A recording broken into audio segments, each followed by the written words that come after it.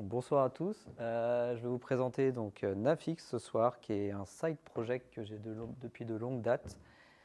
Et comme de nombreux side projects, il reste dans le Mac. Et ce coup-ci, j'ai réussi à l'envoyer jusqu'en production. Donc je vais vous envoyer, je vais vous expliquer un peu l'histoire. Tout d'abord, je vais vous présenter l'idée de mon side project, comment j'ai découvert Nafix, qui est un site existant. Ensuite, je vous dirai comment j'ai construit l'app, à quoi ressemble Nafix aujourd'hui, et puis on finira par les questions. Alors tout d'abord, l'idée de mon side project, j'ai fait un constat chez moi, c'est que je pense qu'on a tous des associations sportives autour dans notre ville, sauf que la plupart du temps, ils galèrent à avoir des participants à leurs événements parce que la pub ne marche pas beaucoup.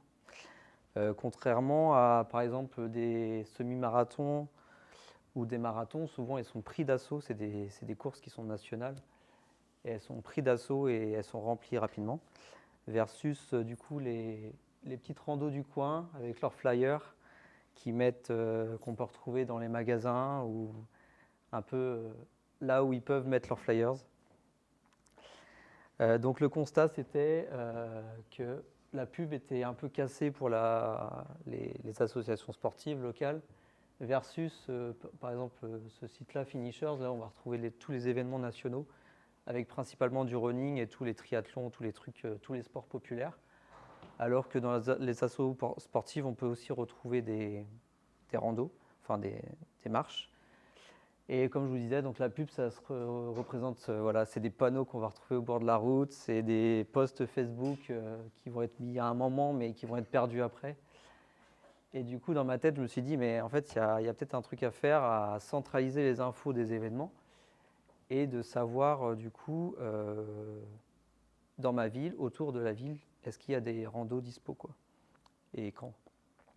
Donc, je me suis remis à la recherche de la data, donc c'est un peu le cœur du métier pour le mobile. Donc, j'ai commencé à voir les sites un peu spécialisés, donc là, c'est VTT. Donc, comme son nom l'indique, du coup, c'est un peu les randos VTT du coin.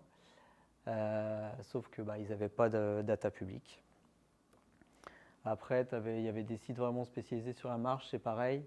Ils avaient des sources de données assez fiables, mais la donnée n'était pas publique.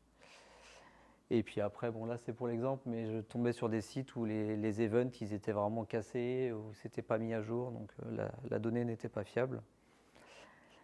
Donc vient le moment où je découvre Nafix. Donc j'étais dans un ravito à l'association de mon père, et j'étais en train de donner à manger aux marcheurs qui venaient. Et là, du coup, ils me disent, en fait, on vous a découvert grâce à Nafix. Je dis Nafix, ok, je connais pas. Donc le soir même, je vais sur le site. Donc voilà à quoi ressemble Nafix. Donc c'est un site qui est donc assez, ce qu'on veut dire, old school. En fait, c'est un site qui a été développé sur le temps perso du gérant. Mais par contre, quand on creuse un petit peu, ils ont donc des randos dans toute la France. La liste est complète, il y a les mises à jour qui sont en temps réel par rapport aux organisateurs. Donc la source de données est vraiment fiable et là je me dis, là c'est intéressant.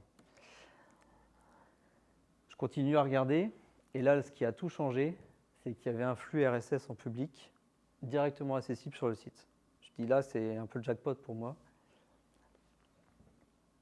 Et du coup je commence à creuser.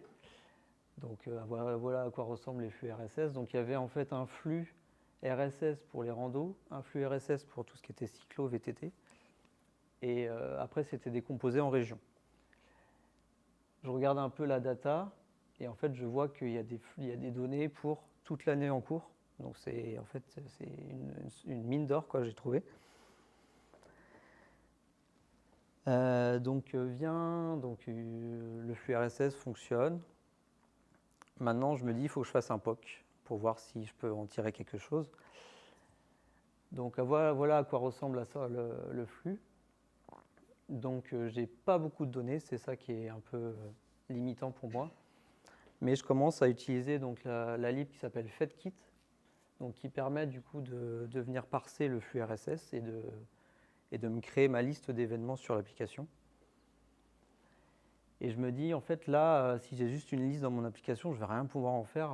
Les gens, ça ne va pas les intéresser. Donc, il faudrait que j'arrive à faire au moins un détail de l'événement. Et comme vous pouvez le voir, dans chaque item, vous avez un lien qui repointe vers une page HTML. Du coup, je me dis, il faut que j'en fasse quelque chose. Donc là, je commence à inspecter la page HTML, un peu en old school. Je me dis, est-ce que je peux en tirer quelque chose de cette page-là? Et là, je découvre un SDK qui s'appelle SwiftSoup et qui permet de parser du coup, le HTML par rapport aux différents identifiants des divs et des spans, enfin voilà. Là, pour le coup, sans IA, j'aurais rien fait. Parser tout le site, savoir qu'il fallait aller à un niveau, deux niveaux par rapport au divider et tout ça. Donc là, donc voilà, je parse le HTML. Du coup, j'arrive à faire ma fiche détail. Et donc voilà la première version. Est-ce que je peux cliquer? Si, ça, ouais, ça découle. Voilà. Donc la première version, le POC de mon side project. Donc voilà, j'affichais les points. Et à chaque fois que je cliquais sur un point, je mettais un détail. Donc du coup, fort de ce constat, je me dis, avant d'aller plus loin, il faut que je demande l'autorisation d'utiliser les données au propriétaire. Donc je lui envoie un mail.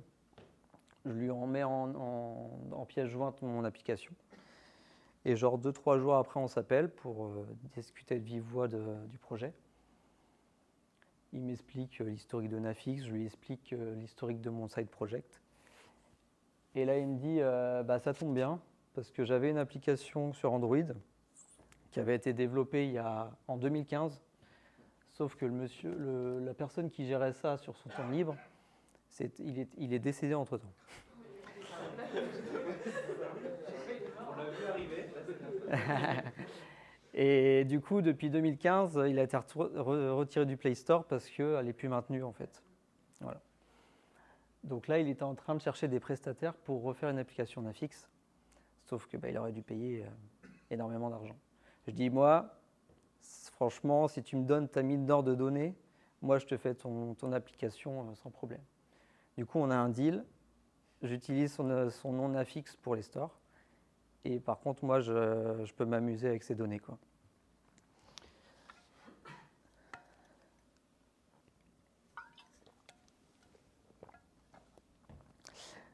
Donc, iOS first, forcément. Donc, je me lance à pleine balle sur iOS. Donc, SwiftUI, SwiftData.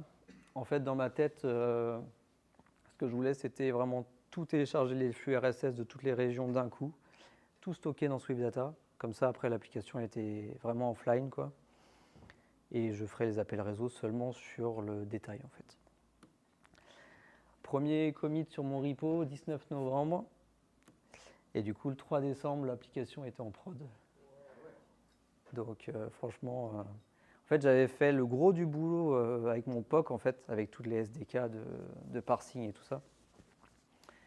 Et après, derrière, ce qu'il fallait faire, c'était vraiment la mettre en forme, mettre un design. Donc, la V1 iOS a été faite assez rapidement. Et après, je me suis dit, si je veux toucher tout le monde, il faut que je fasse mon app Android, forcément. Donc, c'est vrai que j'avais pas forcément choisi la simplicité en faisant iOS, parce que j'aurais dû faire les deux plateformes. Mais au moins, j'étais sûr de pouvoir m'amuser sur iOS avec les derniers API disponibles, quoi. Donc là, j'ai discuté avec ChatGPT. Je lui ai donné mon code SwiftUI. Il m'a pondu le code Compose. Et du coup, j'ai pris un abonnement d'1 mois et je lui donnais mon code Swift, il me donnait le code Kotlin. Et donc ça, pendant 2 semaines. Donc le 18 décembre, j'avais mon app Android qui était ISO avec l'app iOS. Ensuite vient un tournant pour le projet Nafix, c'est que donc j'en parle à Olivier qui est un lead Android de la BNP. Et je lui dis, ce serait bien que tu m'aides au moins à faire un code review sur ce que j'ai pondu avec ChatGPT pour voir si c'est de qualité.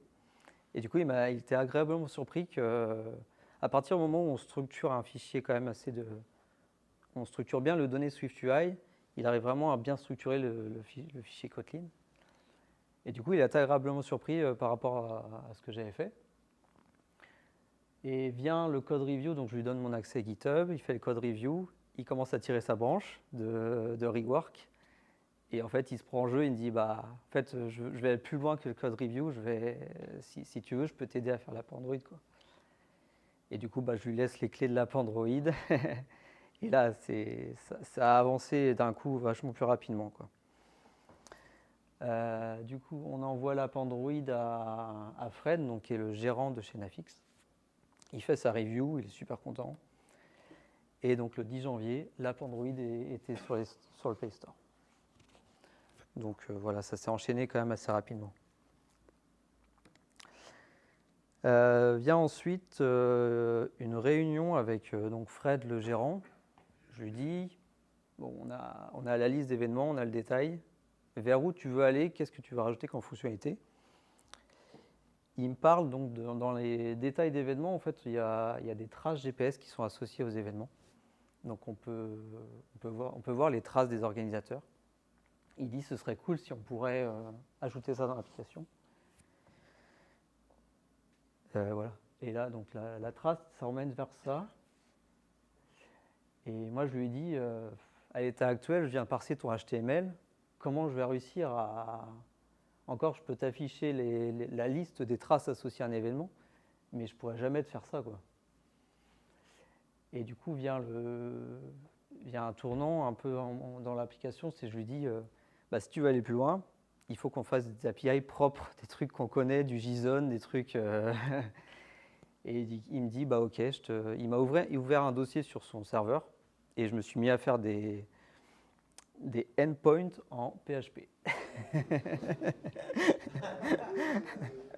Voilà, donc là j'étais avec Copilot, mon copain Copilot, avec Visual Studio Code. Et du coup j'ai refait les API donc de la liste et du détail avec PHP. Mais par contre il retournait du JSON, quoi. Donc voilà à quoi ressemble du PHP si vous savez plus ce que c'est. Donc voilà, retour en arrière, mais au moins ça fonctionne.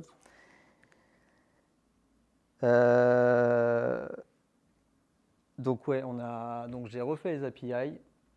En fait, on a ressorti une version de l'application en virant tous les SDK qui nous servaient à parser le RSS et le HTML. Et du coup, ça a permis de développer pas mal de features derrière. C'est que par exemple, on a pu mettre des badges pour savoir si l'événement était annulé, partiellement annulé. On a pu développer la fameuse feature des traces. Et on a pu développer donc le détail d'une trace et les flyers associés à un événement. Donc maintenant, je vais vous présenter un peu en live l'application. Tac.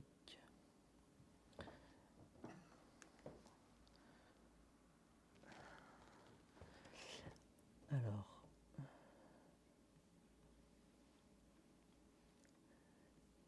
Est-ce qu'il veut bien, lui?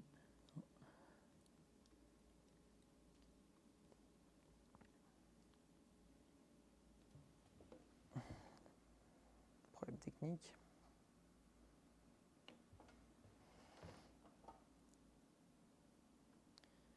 Ah, voilà.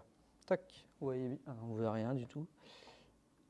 Là, vous devez voir un peu mieux. Toujours pas.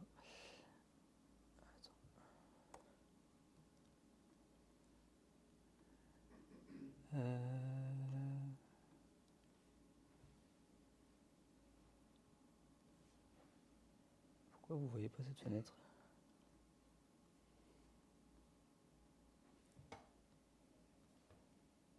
Bureau 3. Alors, comment je vous envoie ça?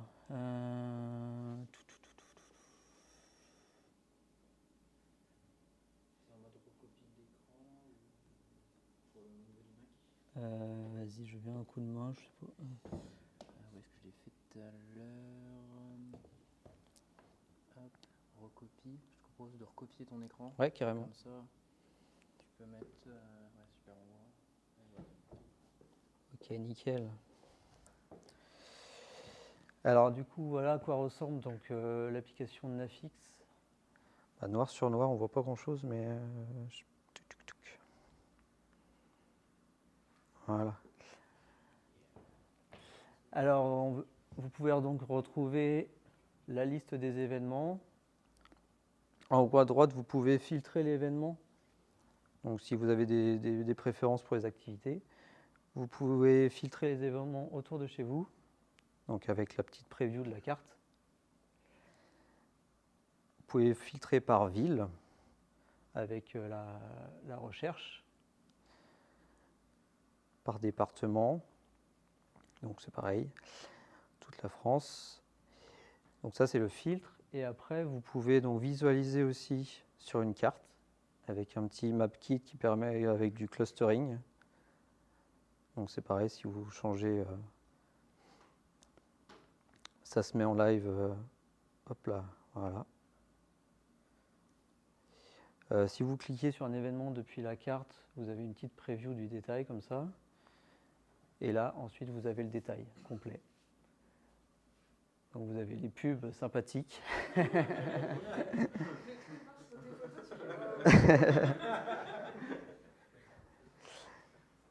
Ouais, c'est AdMob, hein, on ne contrôle pas forcément ce qu'ils nous envoient. Tac, et je voulais vous montrer autre chose. C'était... Donc là, par exemple, donc vous avez le Flyers aussi, vous pouvez cliquer dessus et ça vous fait une preview sur le Flyers. Et donc on a mis un système de Quick Action. Donc ça, c'est pareil, les Quick Action, donc ça a été possible qu'avec les nouvelles API. Les traces, on peut cliquer dessus et du coup, on peut visualiser donc la trace et aussi l'élévation avec le petit point qui suit le tracé. Et ça, franchement, c'est Swift Chart et c'était vraiment super simple à intégrer. On peut en haut à droite télécharger le GPX aussi si on veut pour le mettre sur une autre application. Voilà, et puis après vous avez la gestion des favoris. Et donc la suite de Nafix, c'est qu'on a un espace organisateur actuellement, sauf que tout se fait par le site internet. Pour créer un événement, on passe par le site internet. Et le but maintenant, c'est de créer un événement depuis l'app. C'est les prochaines features qui arrivent. Voilà, et j'ai un autre slide. Toc. Par contre, hop. Et donc aujourd'hui, Nafix, donc on est à un peu plus de 600 téléchargements sur iOS versus 800 Android. 40 iOS, 180 utilisateurs journaliers. Donc on a une grosse majorité d'utilisateurs sur Android. 180 utilisateurs mensuels versus 700 sur Android. Par contre, on est meilleur au niveau des notes sur iOS. Et puis j'espère que vous allez me faire monter la note ce soir. Voilà, c'est tout pour moi. J'espère que vous avez bien aimé cette histoire de side project.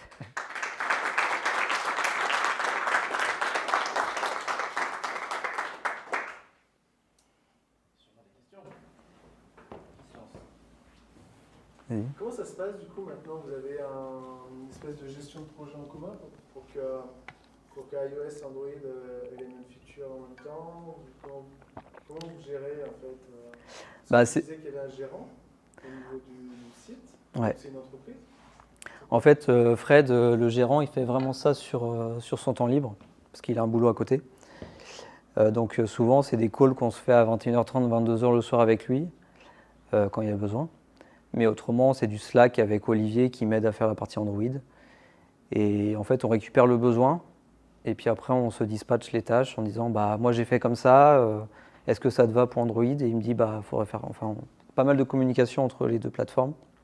Et après, c'est un mono-repo. Donc tout est, que ce soit le back, l'iOS ou l'Android, tout est au même endroit. Voilà. Et puis c'est un peu moi, dans mon optique de side project, je me dis tiens, cette feature elle est cool. Et je propose au gérant et il me dit go quoi. Enfin après lui, franchement là déjà la liste et le détail, pour lui c'est ouf quoi d'avoir ça déjà. Donc là si on peut faire la création d'événements, ce sera encore plus... Parce que sur le site c'est un peu old school pour créer un événement. Martin, C'est que du bénévolat, donc tu viens de répondre un peu à la question que je voulais poser. Ouais. Vous avez prévu de la monétiser un minimum à un moment donné ou pas? La super pub de chez AdMob. Pour le coup, c'est vrai que j'ai pas trop d'expérience là-dessus. Moi, c'était plus pour faire un kiff en fait d'avoir un projet iOS 26 et en fait moi ce que je me suis dit en fait sans la donnée Nafix en fait j'ai pas mon projet. Donc en fait c'est ça mon revenu quoi entre guillemets. Non, c'est vraiment pour m'éclater ce truc-là. Peut-être une purchase pour enlever la pub. Peut-être. Après, on pensait faire des interstitiels, par exemple, sur des features assez high level. Par exemple, tu crées un événement sur l'application, on te met un interstitiel de 30 secondes, un truc dans le genre. Sur des features assez importantes, je sais pas. Pour participer un peu aux frais, quoi. Vas-y. Pierre? Tu disais que le code du back il est aussi dans le monorepo. Est-ce que ça veut dire que vous avez modernisé le PHP sur le FTP ou... Non. T'écris sur Git et influence sur FTP Ouais, c'est un peu à l'ancienne. Mais j'ai mon dossier sur le back et en fait, c'est moi qui le gère, quoi. Je suis vraiment indépendant du site existant. Et le site, il est quand même versionné ou tout est sur le FTP? J'ai pas creusé, mais il m'a filé un peu les fichiers PHP et ça fait longtemps qu'il fait ça, donc voilà. Mais je suis pas sûr que ce soit versionné sur le site. Tu connais l'année de création du site? Je sais plus si tu l'as dit dans ta slide. Donc l'application 2015 et je crois que c'est début des années 2000 qu'il a créé son site. Ouais. Donc, mais vrai. Vas-y, Lamine. Ouais, j'avais une petite question. Je vois que l'app est bien designée, mais du coup, vous avez une charte graphique, c'est quoi, t'as essayé de faire un peu comme le site En fait, au début sur iOS, je suis parti vraiment native first. J'ai pas fait de customisation. Et après, quand on arrive par exemple dans le détail d'un événement, en fait, faut mettre un peu en forme. Et c'est vrai que pour le coup, l'IA m'a aidé. Je lui ai dit, propose-moi 3 designs pour un détail d'événement dans mon app. Et en fait, j'ai choisi celui qui me plaisait le plus. Et après, j'ai fait la construction du design. Mais c'est vrai que en tant que dev, c'est compliqué des fois de savoir qu'est-ce qui est un bon design, qu'est-ce qui est bon UX. Et c'est sur ce point-là c'est pas évident. Ouais, Mika. Et pourquoi Nafix? Pourquoi Nafix? Il m'a dit. En fait, il voulait un site, un nom un peu passe-partout parce qu'il proposait plein de sports. On a vu par exemple le site VTT, il s'était spécialisé VTT. Et lui, il voulait un nom un peu plus généraliste. Et puis ça a bien sonné pour lui et c'est parti comme ça, quoi.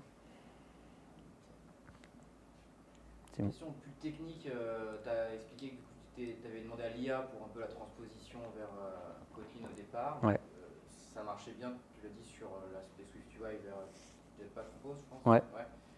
Pour l'aspect plus data, Swift Data et tout, tu es satisfait aussi de ce qu'il avait proposé Pour le coup, là, c'est plutôt l'IA qui m'a proposé. Il y avait Room, je crois, côté Android.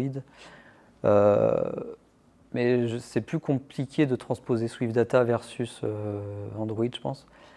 Donc là, pour la partie data, je suis plutôt parti de zéro. Okay. Par contre, pour la partie, tout ce qui est structuration de données, la partie interface, là, il a bien réussi à m'aider. Mais pour le reste, du coup, je suis plutôt parti de zéro couche data. Voilà. Ouais. T'as pas eu envie de faire du cross-platform, genre Kotlin multiplateforme ou du Android, du Swift Android ou Skip? Ouais. C'est vrai que clairement, il n'y aurait pas eu la collaboration avec Olivier qui est dev Android. Ouais. Là, j'aurais passé trop de temps, je pense, à chaque fois faire une feature iOS, faire une feature Android. Et là, ça se serait posé, la question. Mais du coup, là, vu qu'on est tous les deux, pour l'instant, ça se pose pas, quoi. Et puis, voilà. Juste pour la logique business. Ouais, oui, ça peut être intéressant. Mais... Et vous faites un effort pour que le code ait à peu près la même tête sur iOS ou Android? Ou toi, ta carte blanche sur iOS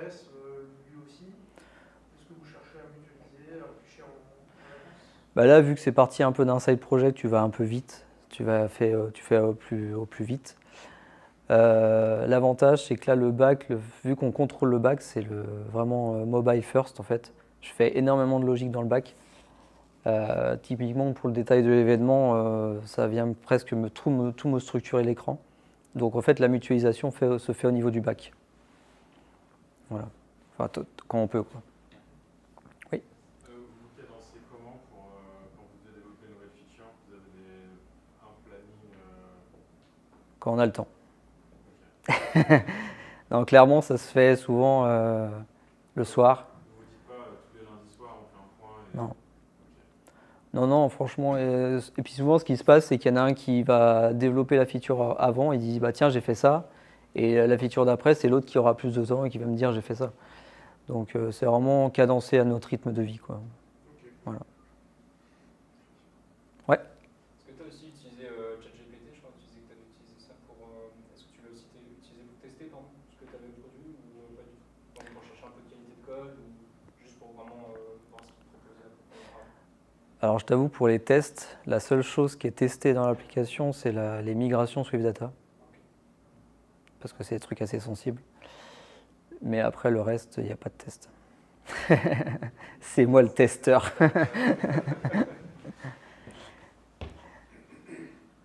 Ouais. Question, vu ce qui est arrivé aux précédents développeurs. Je pense qu'on n'avait pas le même âge. Parce que les randos, c'est quand même plutôt quand tu as le temps, plutôt quand tu es à la retraite. C'est souvent ça. Et non, pour l'instant, je me porte bien. En tout cas, merci pour l'hommage, que dans toutes tes démos, tu montrais Nevers, Ah oui? qui est ma ville natale en Bourgogne. C'est l'Even qui a le plus de traces possible. Ouais. Voilà, la Bourgogne. Donc voilà.